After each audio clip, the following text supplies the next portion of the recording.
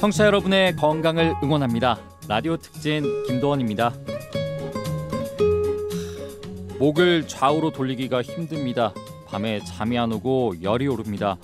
그러다가 갑자기 별로 먹지도 않았는데 살이 2-3kg씩 찌기 시작합니다. 혹시 이러신 분 있으신가요? 도수 치료도 받고 몸에 좋다는 음식도 먹고 휴식도 다 해봤는데 아이고 나아지지 않아요. 문득 이런 생각이 들었습니다. 내 나이 이제 겨우 50인데 이게 뭐지? 100세 시대 이제 절반 왔는데 갱년기라니 이건 좀 아닌 거 아니야?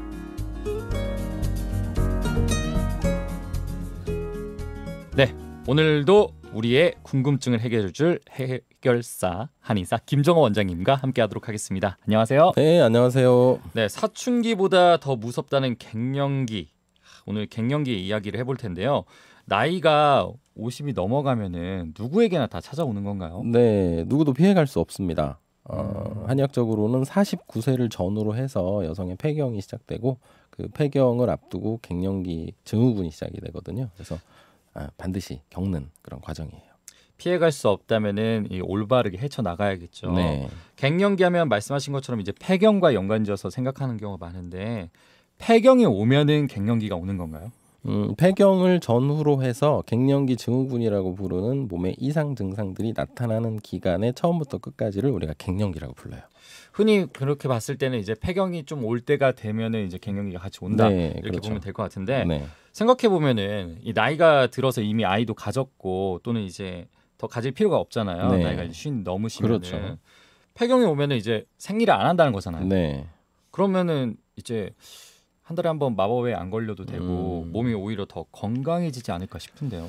네, 그러면 좋은데 네. 이 폐경이 있게 되면 이 호르몬의 분비가 갑자기 떨어집니다. 특히 여성 호르몬의 분비가 굉장히 심하게 떨어져서 몸에 각종 부적응 증상들이 나타나게 되고 그게 심각한 분들은 뭐 몸이 막 쑤시고 아프기도 하고 그 갱년기의 전형적인 증상이라고 하는 열이 오르락내리락하고 땀도 나고 가슴이 두근거리고 하는 그런 증상도 너무 심하게 나타날 수도 있어요. 그래서 단지 생리를 안 하기 때문에 몸이 건강하다 이건 아닌 것 같고요.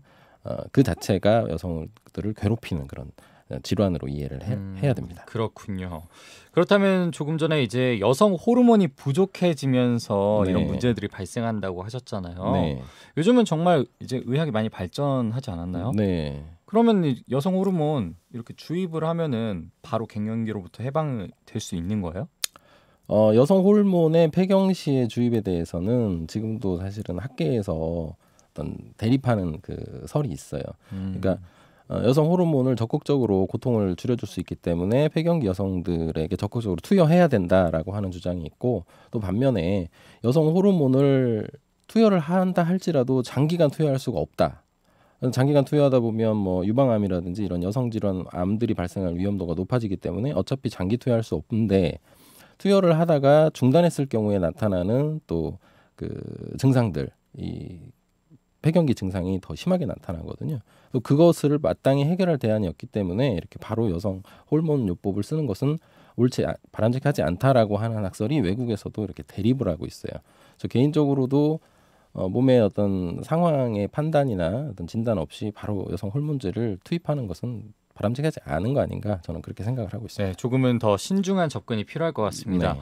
그러고 보면 얼마 전에 김구라 씨도 방송을 쉬었었잖아요. 네, 네. 그 이유가 이제 갱년기가 와서 요양을 했다고 그랬거든요. 네. 남성분들도 갱년기 증상이 오나요? 네, 최근 들어서 많이 만들어진 말 중에 하나예요. 남성 갱년기라고 부르기도 하는데 네. 30세가 넘게 되면 남성들도 남성 호르몬이 해마다 1%씩 감소한다고 합니다. 특히 이제 50세 이상의 남성들은 약 그 30%에서 50% 정도가 이 남성 호르몬 부족 증상에 시달리고 있다고 해요. 그러다 보니까 이 남성들도 갱년기 비슷하게 느낄 수 있는데 다만 여성처럼 일정한 나이의 전후에 나타나는 것이 아니고 개인차가 심하고요. 뭐 어떤 분들은 나이가 좀 많이 들었는데도 왕성한 그런 기능을 보유하고 있는 분들도 있고 또 어떤 분들은 조금 그렇게 나이 많지 않은데도 이러한 그 기능이 빨리 감퇴하다 보니까 갱년기를 개인차가 있다 이런 말씀이시잖아요.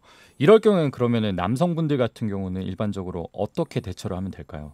쉬어주면 되나요? 우선 피곤하지 않도록 하셔야 되고 스트레스에 대해서 좀 주의하셔야 되고요. 음주나 흡연 이렇게 몸의 기능들을 떨어뜨릴 수 있는 물질들의 어떤 섭취 흡입을 좀 차단하시고 육체적으로 정신적으로 충분히 좀 이완을 하셔야 됩니다. 네, 흡연은 뭐 어디 가나 다 네. 안 하라고 그렇습니다. 네, 권유를 하는 것 같습니다.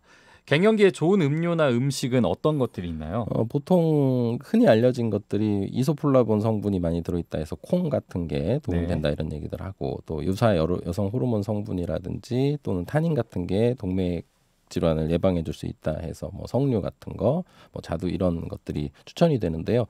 전통적으로 콩, 뭐 깨 이런 씨앗류 계통의 그 식재료나 음식 또는 약재들은 이러한 남성이나 여성의 이 성 능력이 떨어지게 되고 또 호르몬이 분비가 감소하게 되는 이런 시점에서 좋은 그 성분들을 공급해 줄 수 있는 그런 음식들입니다.